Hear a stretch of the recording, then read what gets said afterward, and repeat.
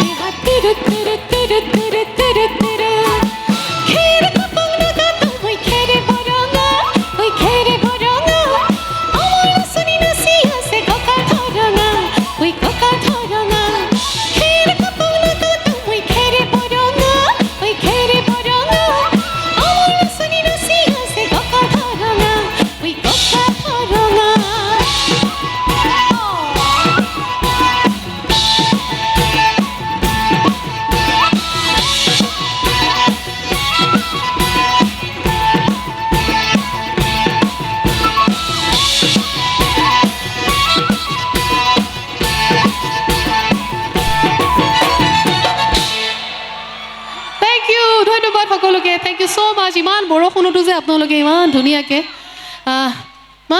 আপোনালোকে সহযোগ কৰিছে তাৰ বাবে সকলোকে ধন্যবাদ জ্ঞাপন কৰিছোঁ